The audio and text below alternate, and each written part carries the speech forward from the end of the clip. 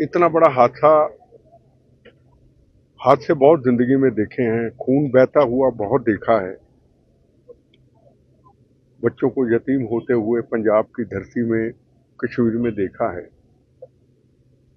पर इनका वाकया एक अलग था कि 4 दिन पहले शादी होती है और उसकी आंखों के सामने उसका पति शहीद हो जाता है। किसी का पिता चला गया, किसी का पति चला गया, किसी का बेटा चला गया।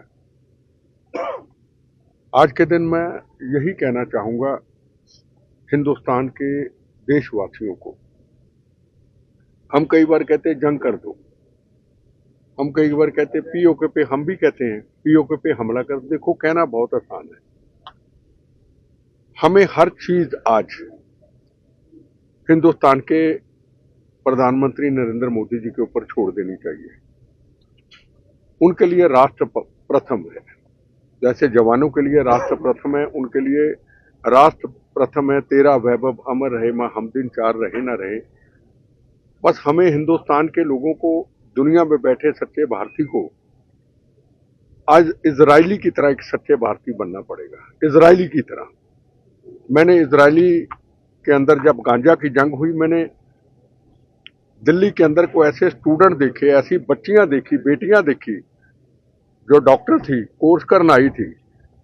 जब इजराइल की गांजा के साथ जंग हुई, को ऐसे व्यापारी देखे उनके साथ जो कंट्री थे इजराइल के साथ। उन्होंने अपनी दुकानों को खाली छोड़ के, उन बेटियों ने अपनी नौकरी छोड़ के, अपनी पढ़ाई को छोड़ के वो इजराइल चले गए, जंग में शामिल हो गए। हमारे राष्ट्र के ऊपर मुसीबत पड़ी है, हम जंग में शामिल होने जा रहे। हम जिए या मरे हमें पता नहीं। तो आज का जो वक्त है, मैंने कभी ऐसा नहीं कहा, पहली बार ये कह रहा हूं, आज का जो वक्त है, इस वक्त जो माहौल है, क्योंकि पाकिस्तान हदें पार कर चुका है। आपने देखा होगा पिछले 7 साल के अंदर कोई बम ब्लास्ट बड़ा नहीं हुआ, कोई वाकया नहीं हुआ, कोई पार्लियामेंट जैसी घटना नहीं हुई, को पुलवामा जैसी कोई ऐसी घटना नहीं हुई। ये बड़ी घटना इल्जाम देके उन्होंने किए कराए पे पानी फेर दिया सारा। और आज सबको सड़कों पे आके श्रद्धांजलि के साथ साथ नरेंद्र मोदी जी को ये कहना चाहिए, हम आपके साथ हैं। जो भी डिसीजन लेना है उसका नफा नुकसान पब्लिक का हमारा क्या होता है हमें लेना देना नहीं। हमारी आने वाली जो नस्लें हैं उनको आतंकवाद से मुक्त करा दो, जैसे आपने आगे कराया। हमेशा आतंकवाद से मुक्त हमारी नस्लें, हमारी जनरेशन। देखो, छोटा सा बच्चा था, वो चला गया, ऐसे सब चले गए। हमारी नस्लों के लिए आने वाले टाइम पे आतंकवाद को मुक्त करा दो। पर वो अकेले नहीं कर पाएंगे, उनको हिंदुस्तान की जनता का सहयोग चाहिए। जो भी फैसला लेना है वो फैसला ले। कल जिस तरीके से भुट्टो ने कहा हम खून की नदियां बहा देंगे, तो कोई बात नहीं, हम तैयार खड़े हैं। आओ तो सही, वहां आओ तो सही। हमारी फोर्स तैयार खड़ी है, हमारी नेवी तैयार खड़ी है, हमें आर्मी हमारी तैयार खड़ी है, हमें एयरफोर्स तैयार खड़ी है। जिन्होंने बालाकोट के अंदर पुलवामा के हमला किया था, 15 दिनों के अंदर, 15 मिनट के अंदर जिंदा शहीद की तरह उनके कैंप तबाह करके आए थे। पर हिंदुस्तान के लोगों को जागना होगा। और खास तौर पे हिंदुस्तान में जो आईएसआई के एजेंट सरेआम घूम रहे हैं, खास तौर पे पंजाब के अंदर जो खालिस्तान के नारे देते हैं, जिन आतंकवादियों ने, जिन्होंने आईएसआई के एजेंटों ने हमारे बच्चों को शहीद किया, हमारे पिता समान को शहीद किया, वही एजेंट पंजाब के खालिस्तान का नारा देके पंजाब में बैठे हैं।